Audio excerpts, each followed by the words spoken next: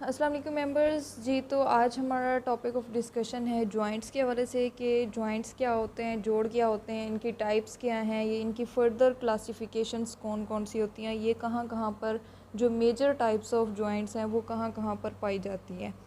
तो इसमें first of all हम डेफिनेशन के हवाले से देख लेते हैं कि व्हाट आर जॉइंट्स, जॉइंट्स क्या होते हैं।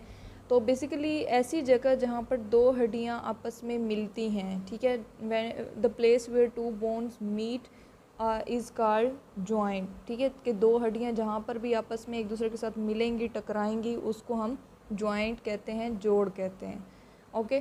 तो अगर हम पूरी बॉडी में बात करें कि टोटल जॉइंट्स हमारी बॉडी में कितने हैं, तो ये अबाउट 360 हैं। यानी कि एवरेज जो है वो 360 है, बट इसकी रेशो कभी अप हो जाती है, कभी डाउन हो जाती है। तो इसके कोई फ़िक्स रेशो नहीं है, बट इसकी एवरेज अगर आप तादाद पूछें तो एवरेज इसकी 360 होती है। इसके बाद अगर हम इसकी क्लासिफ़िकेशन की बात करें कि क्लासिफ़िकेशन के हवाले से जॉइंट्स की कितनी टाइप्स हैं, तो बेसिकली जॉइंट्स को जो है क्लासिफ़िकेशन के लिहाज से 3 कैटेगरीज़ में डिवाइड किया गया है। इसमें फ़र्स्ट कैटेगरी आ जाती है स्ट्रक्चरल जॉइंट्स, नेक्स्ट है functional joints and the third one is biomechanical joints. यानी कि ये 3 इकसाम हैं जॉइंट्स की जिनकी बेसिस पर इनको क्लासीफाई किया गया है। तो इनको वन बाय वन डिस्कस करते हैं। फर्स्ट हमारे पास आ जाता है स्ट्रक्चरल जॉइंट्स। स्ट्रक्चरल जॉइंट्स क्या होते हैं? स्ट्रक्चरल जॉइंट्स की अगर मैं बात करूं तो ये स्ट्रक्चर यानी कि साख्त के लिहाज से, बनावट के लिहाज से होते हैं, और इनकी आगे सब 3 कैटेगरीज़ होती हैं, यानी कि slightly movable joints, immovable joints and freely movable joints. तो ये साख्त के लिहाज से इनकी 3 कैटेगरीज़ हैं, स्ट्रक्चर के लिहाज से इनकी 3 कैटेगरीज़ हैं। और फर्स्ट देखें, फर्स्ट है स्लाइटली मूवेबल जॉइंट्स। तो यहाँ पर स्लाइटली मूवेबल, स्लाइटली का क्या मतलब होता है? हल्की, और मूवेबल हरकत, ठीक है, यानी कि हल्की हरकत वाले जॉइंट्स या जोड़। तो बेसिकली ये जो जोड़ होते हैं, ये जो जॉइंट्स होते हैं, ये कार्टिलेज से बने हुए होते हैं और इनके अंदर कार्टिलेजेनियस लेयर्स होती हैं, यानी कि कार्टिलेज की लेयर्स होती हैं, तहें होती हैं जो इस जोड़ को आपस में, यानी कि वो जो ये जोड़ बनाती हैं। अगर हम इसकी एग्जांपल्स देखें कि ये वाले जो जोड़ होते हैं स्लाइटली मूवेबल या कार्टिलेज से बने हुए जो जोड़ होते हैं, ये कहाँ पर होते हैं? तो ये हमारी वर्टिब्रा में होते हैं, यानी कि हमारी रीढ़ की हड्डी में मौजूद होते हैं, बैकबोन में मौजूद होते हैं, और इसके अलावा रिब्स में मौजूद होते हैं, हमारी जो पसलियाँ होती हैं उसमें मौजूद होते हैं। तो ऐसे जोड़ जो होते हैं, ये अगर इनकी बात करें तो ये हमें सांस लेने में मदद करते हैं, ठीक हो गया। तो ये हल्की सी जब आप लोग सांस लेते हैं ना, तो आपकी पसलियाँ जो होती हैं वो थोड़ी सी फूल जाती हैं, और आपकी जो जब आप लोग मूवमेंट करते हैं तो आपकी जो बैकबोन होती है वो हल्की सी मूव करती है, उसके दरमियान जो डिस्क्स होती हैं वो थोड़ी सी मूव करती हैं। तो ये होते हैं स्लाइटली मूवेबल जॉइंट्स। इसके बाद नेक्स्ट हम बात करते हैं इमूवेबल जॉइंट्स, यानी कि जो फिक्स होते हैं, जो बिल्कुल मूव नहीं करते, ठीक है। तो ये किससे बने हुए होते हैं? ये फाइबर्स से बने हुए होते हैं, रेशों से बने हुए होते हैं, और इनको फाइब्रस जॉइंट्स भी कहते हैं, ठीक है। ये इसके अंदर फाइब्रस लेयर्स होती हैं, और ये टिश्यूज़ जो होते हैं ये कोलेजन से बने हुए होते हैं। जो फाइब्रस टिश्यूज़ होते हैं वो कोलेजन से बने हुए होते हैं। तो अगर हम इसकी एग्जांपल्स की बात करें तो इसमें सूचर आ जाता है, यानी कि जो आपकी खोपड़ी है, जो आपका सर वाला हिस्सा है, जो खोपड़ी वाला हिस्सा है, उसको सूचर कहते हैं, ठीक है। वो इमूवेबल जॉइंट्स में आ जाता है। इसके अलावा जो आपके टीथ हैं, जो आपके दांत हैं, स्पेशली जो लोअर जा है, वो क्या है, वो भी इमूवेबल जॉइंट्स में आता है। तो बेसिकली आपके जितने भी टीथ हैं, जो भी दांत हैं आप लोगों के, वो इमूवेबल जॉइंट्स में ही आते हैं। थर्ड कैटेगरी की अगर हम बात करें, थर्ड कौन से हैं? वो हैं फ्रीली मूवेबल जॉइंट्स। तो फ्रीली मूवेबल का क्या मतलब है? कि जो बिल्कुल फ्री हैं, इनके ऊपर कोई रोक टोक नहीं है, यानी कि वो किसी भी सिमत में जो है मूव कर सकते हैं। तो ये इनको साइनोवियल जॉइंट्स भी कहते हैं, ठीक है। तो इनके अंदर क्या होता है कि इनके अंदर साइनोवियल फ्लूइड होता है, और जिसकी वजह से ये मूवमेंट कर सकते हैं, यानी कि जिस तरह पानी होता है ना, इस तरह से गाढ़ा गाढ़ा फ्लूइड होता है जिसे साइनोवियल फ्लूइड कहते हैं, वो इन फ्रीली मूवेबल जॉइंट्स के अंदर मौजूद होता है। और इसके अंदर छोटे छोटे कैप्सूल्स होते हैं, यानी कि आप कह लेंगे जैसे थैलियाँ टाइप होती हैं, उस टाइप की थैलियाँ होती हैं जिनके अंदर वो फ्लूइड फिक्स होता है, और उनकी वजह से हमारे जो जो ये वाले जोड़ होते हैं, फ्रीली मूवेबल जोड़ होते हैं, ये किसी भी सिमत में मूव कर सकते हैं, ठीक हो गया। तो अगर हम इसकी एग्जांपल्स देखें तो इसमें हमारा शोल्डर आ जाता है, ठीक है। आप लोगों का जो शोल्डर है, जो आप लोगों के ह्यूमरस और जो आपका क्लेविकल और जो आपकी शोल्डर बोन है ये आपस में मिल रहे हैं, ठीक है। तो यहाँ पर आप अपने बाजू को गोल गोल घुमाएं, ऊपर करके ले जाएं, नीचे ले आएँ, तो ये आप लोगों का जो है वो फ्रीली मूव करेगा शोल्डर जो जॉइंट है आप लोगों का। इसके अलावा जो आपकी एल्बो है, कोनी वाली जगह जो है, ये भी देखें तो ये भी ऊपर नीचे जो है वो स्ट्रेट कर लें, ऊपर ले जाएं, ठीक है, सीधा कर लें, तो ये क्या है, ये भी फ्रीली मूवेबल जॉइंट्स में आ जाती है। नेक्स्ट हमारी नंबर 2 कैटेगरी जो थी क्लासिफिकेशन के हवाले से, वो थे फंक्शनल जॉइंट्स, ठीक है। फंक्शनल जॉइंट्स कौन से होते हैं? ऐसे जॉइंट्स जो काम की वजह से इनको अलग अलग बनाया गया, यानी कि इनको फंक्शंस की बेसिस पर अलग अलग कैटेगरीज़ में डिवाइड किया गया है। तो इनकी मज़ीद सब 3 कैटेगरीज़ हैं। इसमें आ जाते हैं साइनॉर्थ्रोसिस जॉइंट, एम्फिऑर्थ्रोसिस जॉइंट्स एंड डायऑर्थ्रोसिस जॉइंट्स, ठीक है।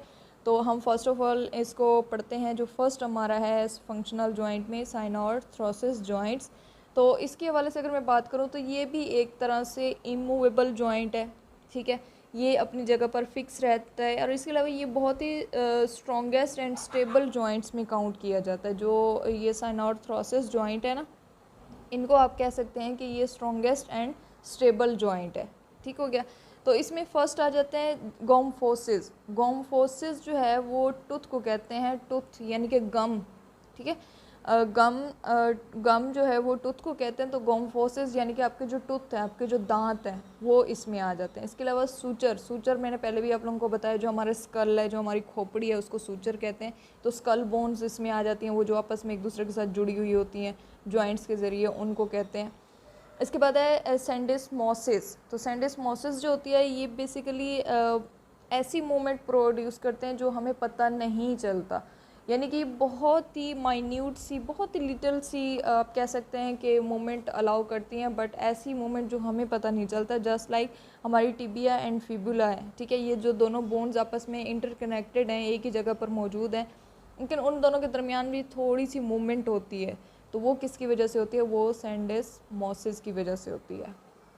नेक्स्ट हम बात कर लेते हैं अपने सेकंड के हवाले से। सेकंड जॉइंट जो है वो हमारा था एम्फिऑर्थ्रोसिस।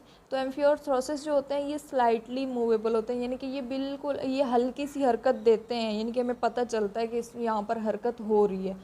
तो इसको आगे मज़ीद 2 सब कैटेगरीज़ में डिवाइड किया गया, या 2 सब टाइप्स में डिवाइड किया गया है। फर्स्ट है सेनकॉन्ड्रोसिस, ठीक है। तो इसमें एपिफिजियल प्लेट्स आ जाते हैं। एपिफिजियल प्लेट्स के बारे में अगर मैं आपको बताऊं तो वो आप लोगों की जो लॉन्ग बोन्स होती हैं, जो लंबी हड्डियां होती हैं, उनके अंदर प्लेट्स मौजूद होती हैं, ठीक है।